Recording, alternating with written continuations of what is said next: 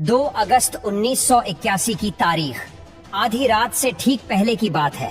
Primrose नाम का एक मालवाहक जहाज मुर्गी का चारा लेकर बांग्लादेश और ऑस्ट्रेलिया के बीच सफर कर रहा था। खराब मौसम और कुछ कंफ्यूजन के चलते जहाज भटक गया और सुबह पता चला कि जहाज एक शैवाल की चट्टान से टकराया है। सूखी जमीन देखकर जहाज के कैप्टन को हिम्मत मिली। सामने एक बड़ा सा टापू था जिसमें मीलों लंबा बीच था। जहाज टापू से नजदीक था, लेकिन समुद्र में काफी हलचल थी, इसीलिए लाइफ बोट उतारना मुश्किल हो रहा था। क्योंकि जहाज के डूबने जैसा कोई खतरा नहीं था, इसलिए कप्तान ने फैसला किया कि जहाज पर ही रुककर मदद का इंतजार करेंगे। धीरे धीरे कुछ दिन गुजर जाते हैं। एक दिन शिप के वॉच टावर में खड़े एक लड़के को कुछ लोग दिखाई दिए। उसने देखा कि कुछ लोग टापू के जंगलों से उस ओर आ रहे हैं। पहले तो उसे लगा कि शिपिंग कंपनी ने रेस्क्यू के लिए लोग भेजे होंगे। फिर उसने नजर जरा पैनी की तो देखा ये आम लोग नहीं थे। छोटे कद के लेकिन तगड़े आदमी जिनके घुंघराले बाल थे। इनमें से किसी ने भी कपड़े नहीं पहन रखे थे, सिवाय एक बेल्ट जैसी चीज के जो उनके कमर से बंधी थी। साथ ही इन लोगों ने भाले और धनुष तीर पकड़ रखे थे, जिन्हें वो हवा में लहरा रहे थे। उसी वक्त वहाँ से कोसों दूर हांगकांग में रीजेंट शिपिंग कंपनी के ऑफिस में फोन की घंटी बजी। फोन उठा। सामने से कप्तान की कांपती हुई आवाज आई। 50 के आसपास जंगली लोग लकड़ी की नाव से जहाज पर हमला करने आ रहे हैं। शाम तक ये शिप पर चढ़ जाएंगे, कोई नहीं बचेगा। जल्दी हेलीकॉप्टर भेजकर हथियार गिराओ।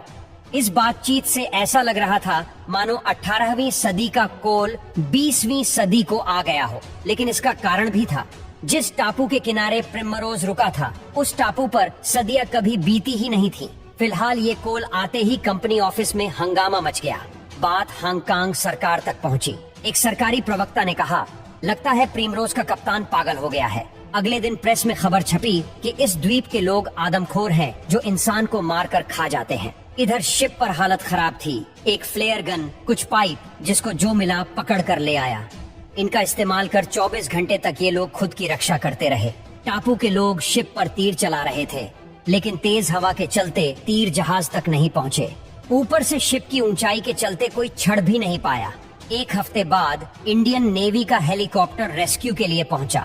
रस्सी से चढ़कर शिप में मौजूद लोगों को बचाया गया और जहाज वहीं खड़ा रहा। जिस टापू पर यह सब हो रहा था वह भारत के अंडमान द्वीप समूह का नॉर्थ सेंटिनल आइलैंड है, और जिन लोगों ने हमला किया उन्हें सेंटिनल आदिवासी कहा जाता है। भारत का यह वो इलाका है जिसका 60,000 सालों से सभ्यता से पाला नहीं पड़ा है। यहाँ न कोई जा सकता है, न इन लोगों से मिल सकता है। ये लोग आग जलाना नहीं जानते, बल्कि बिजली गिरने पर चिंगारी को संभाल कर रखते हैं और उसी से काम चलाते हैं। ये लोग खेती नहीं करते, बल्कि आदिमानव की तरह शिकार और खाना इकट्ठा करते हैं। सरकार की तरफ से यहाँ जाने पर पाबंदी है और यह लोग भी नहीं चाहते कि इनसे कांटेक्ट किया जाए।